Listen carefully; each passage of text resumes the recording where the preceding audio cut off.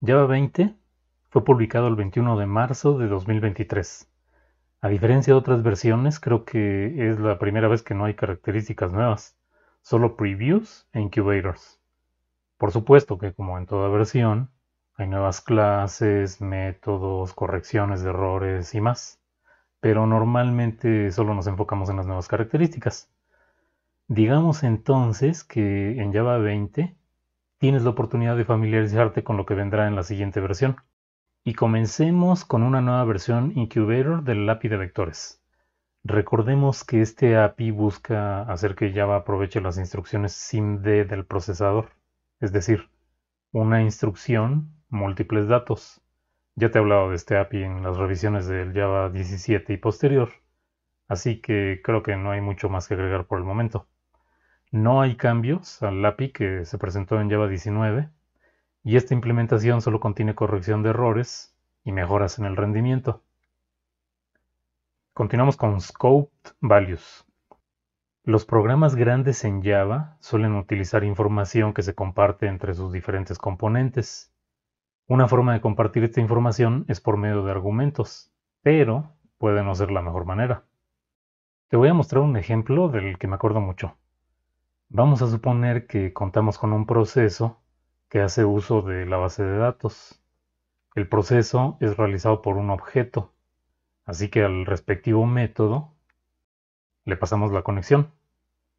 Dentro de ese objeto utilizamos un segundo objeto, así que le pasamos nuevamente la conexión a la base de datos y así me lo voy llevando, acarreando la conexión entre todos los componentes. Aquí se ve simple, pero en programas grandes a la larga se hace impráctico. A esto se refieren cuando mencionan que se puede compartir información entre diferentes componentes por medio de argumentos. Llega un momento en el que te cansas de complicarte la vida y dices, ¿por qué no mejor uso una conexión y la guardo en una variable global? Entonces, en una clase main, declaro mi variable global con, y después creo mi objeto y ya no tengo que pasarle la conexión, porque dentro del método simplemente la utilizo como main.con. Y nuevamente, si este método hace uso de otro objeto, tenemos acceso a la conexión del mismo modo. Así, todo componente utilizará la conexión, solo que hay un problema. Si el proceso se realiza en múltiples threads, entonces estaría mezclando las transacciones de cada thread en la misma conexión, y eso me va a traer problemas. ¿Qué va a pasar cuando un thread haga commit mientras otro no ha terminado? Sería catastrófico porque estamos mezclando diferentes procesos en una transacción. Una alternativa a este tipo de problemas es por medio de objetos thread local. Para quienes no lo saben, un thread local es un objeto con dos métodos set y get que guardan la información que tú quieras, con la particularidad de que el objeto está acotado al thread donde se está invocando. Es decir, que si dos threads invocan a set, cada uno tendrá su propia copia del objeto.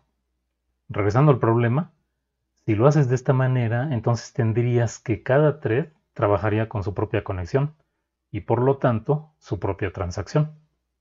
No te recomiendo para nada utilizar thread locals. Créeme, y te lo digo por experiencia, que te puede traer más problemas que soluciones, principalmente por fugas de memoria. Entonces, la propuesta consiste en proveer una clase llamada Scoped Value.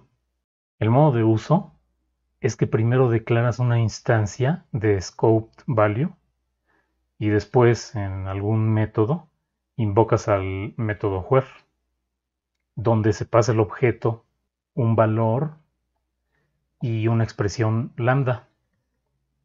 Entonces, todo el código que se encuentra dentro de la expresión, incluyendo submétodos, van a obtener el mismo valor con get.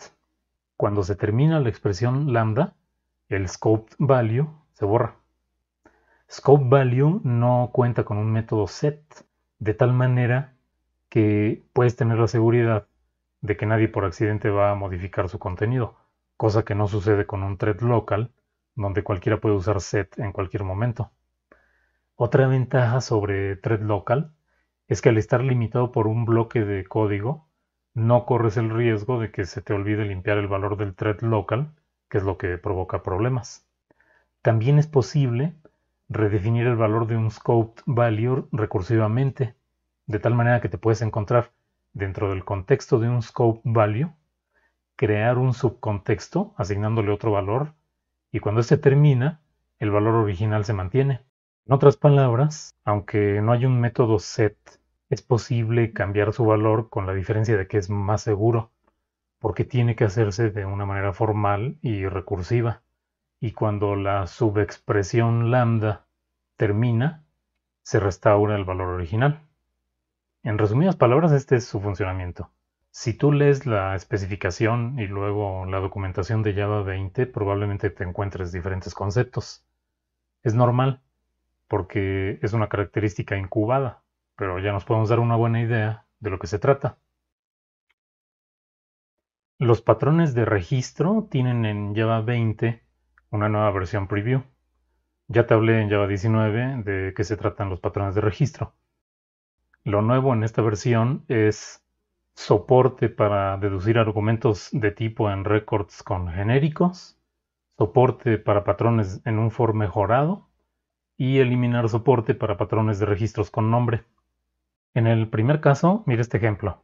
Aquí podemos ver el uso de un record genérico y el uso de var para declarar su componente, cuyo tipo se puede deducir del argumento de tipo de box.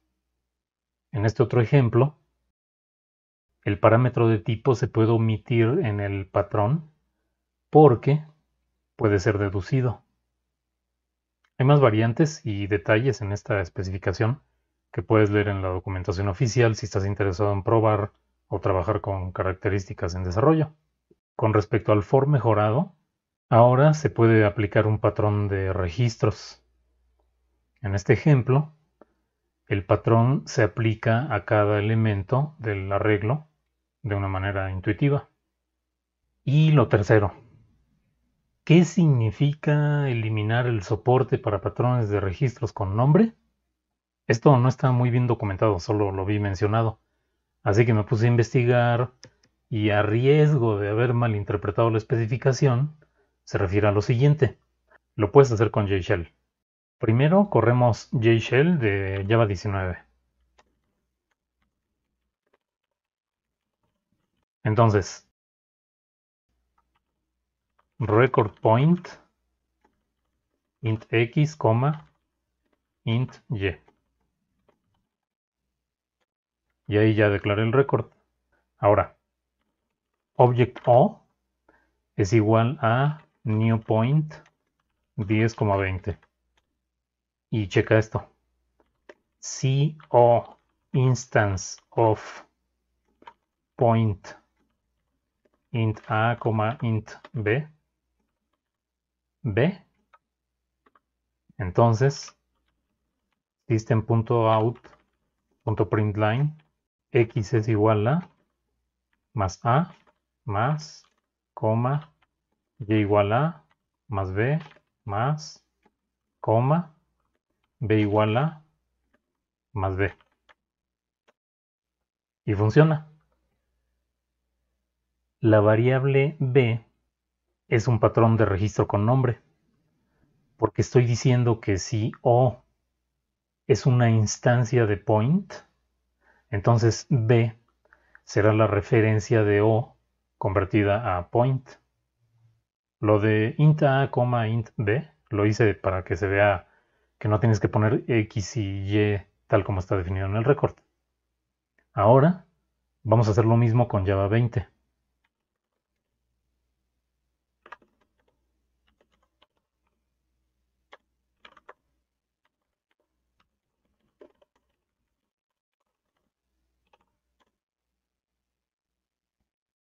Entonces, declaro el record, creo la nueva instancia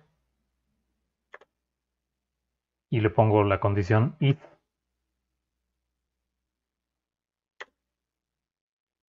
y se produce un error, porque se quitó el soporte a patrones de registro con nombre. Tenemos también una cuarta revisión de los patrones para switch. La primera propuesta surgió en Java 17, seguido de otra propuesta para Java 18 y una tercera revisión en Java 19.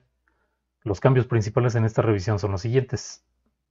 Un switch exhaustivo a una clase enum ahora genera una excepción match exception en lugar de incompatible class exception si no hay etiqueta que aplique al momento de ejecución.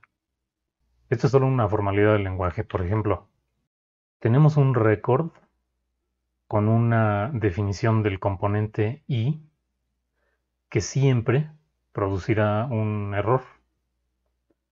En el momento que se haga referencia a i en el switch, el programa va a fallar y se producirá un match exception. Ahora, en cuanto al caso de un switch con una clase enum cuya etiqueta no aplique al momento de ejecución, no te puedo mostrar un ejemplo porque no está documentado y es muy temprano como para meternos a detalle. La gramática para etiquetas switch es más simple. Hay muchas variantes para la sentencia switch, pero la que me parece más cercana a este cambio es una regla que se estableció para definir prioridades en un switch, como en el siguiente ejemplo. El tema es que soportar patrones de case implica que para un valor es posible que aplique más de un caso, como en este ejemplo. String implementa a char sequence. Por lo tanto, si le pasas a este método un string, entonces puede aplicar el caso para string o para char sequence. ¿Cuál es el bueno? Y la regla es tan simple como el primer caso que se encuentre es el que aplica. En este caso sería string. Nada más que pasa algo chistoso. Si primero estuviera char sequence y después string, entonces el caso de string nunca se ejecutaría porque siempre va a dominar char sequence. Y en estos casos se producirá un error indicando esta situación. Y el tercer cambio es soporte para deducción de argumentos de tipo para patrones records genéricos. En otras palabras, si no especificas el tipo de datos en un patrón dentro de switch, el compilador lo deduce. En este caso, el parámetro es myPair, con los argumentos de tipo string e integer. Por lo tanto, en el case, f se deduce como string y s como integer. Ya te hablé en Java 18 y Java 19 sobre la propuesta de este nuevo API. Es algo que me parece muy técnico y más allá de mencionar que existe, no creo que valga la pena profundizar. Si todavía tienes curiosidad, se trata de un API que le permite a los programadores de Java interactuar con código y datos fuera de la JVM, haciendo posible invocar funciones foráneas y memoria que se encuentran en procesos externos. Esto lo ha hecho JNI desde siempre. ¿Cuál es la importancia entonces de este API? Primero, que se integra con la recolección de basura de la JVM, de tal manera que si tú reservas, por ejemplo, memoria en el proceso externo, cuando el recolector de basura lo decida, también podrá liberar la memoria que se encuentra fuera del ecosistema de Java. Y con respecto a la invocación de funciones, tradicionalmente la forma de hacerlo es por medio de JNI, pero hay algunos detallitos, como que Java solo interactúa con lenguajes que usan la convención para invocar funciones que use el sistema operativo donde se compiló la JVM, específicamente C y C++. Y por lo tanto no es posible interactuar con funciones escritas en lenguaje que usen una convención diferente. Otro inconveniente de JNI es cuando quieres hacer uso de los datos externos que típicamente se representan en estructuras de C. En este caso, lo más probable es que el programador de Java los tome como arreglos de bytes y después los interprete cuidadosamente para construir el dato que requiere, lo que haría deseable tener una API que se encargue de todo esto por ti.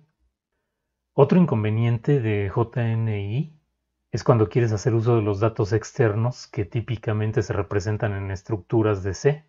En este caso, lo más probable es que el programador de Java los tome como arreglos de bytes y después los interprete cuidadosamente para construir el dato que requiere, lo que haría deseable tener una API que se encargue de esto por ti. Pero bueno, estos puntos son lo suficientemente importantes como para justificar este nuevo API, pero también tú sabes que el 99.99% de los programadores de Java no usamos funciones externas. Si estás desarrollando algún dispositivo de hardware o tienes un programa nativo de Windows o Linux que ahora quieres conectar con Java directamente, seguramente te interesará leer más de este API. De otro modo, no te preocupes mucho. Y los threads virtuales continúan en revisión. También ya te hablé de ellos en lo nuevo de Java 19. Y en esta versión solo hay cambios menores relacionados a particularidades en el manejo de threads, como unir dos threads en uno o manejar threads por medio de la clase future. Digamos que son cambios para empatar la funcionalidad de los threads tradicionales, pero con threads virtuales. El detalle con el que está descrita la especificación y el que no se mencionan cosas pendientes además de pruebas, podría ser una señal de que ya están por hacerse oficiales. Ya veremos. Y nuevamente, al final tenemos la concurrencia estructurada, de la cual ya te hablé en Java 19, y en esta versión hay muy pequeños cambios. Básicamente, en Java 20 están dejando esta característica para dar más tiempo de recibir retroalimentación. Además de lo que te mencioné en Java 19, no hay más que valga la pena mencionar para esta versión. Así que esto es lo más representativo de Java 20. ¿Te pareció algo muy técnico? Pues sí, quizás son conceptos muy abstractos y muchos han llegado a decir que Java se volvió un lenguaje demasiado complicado. Pero si lo quieres ver más optimista, todo esto que te mostré no significa que así tienes que programar siempre con Java. Lo común es utilizar instrucciones sencillas y algoritmos simples. Y creo que eso es lo importante. Quien quiere un Java sencillo, lo puede hacer. Y quien quiere un Java muy específico y súper técnico, tampoco se quedará decepcionado. Hay para todos. Si deseas aprender Java o perfeccionar tus conocimientos enfocado en razonar antes que en memorizar, inscríbete a mi curso. Visita el link para más información.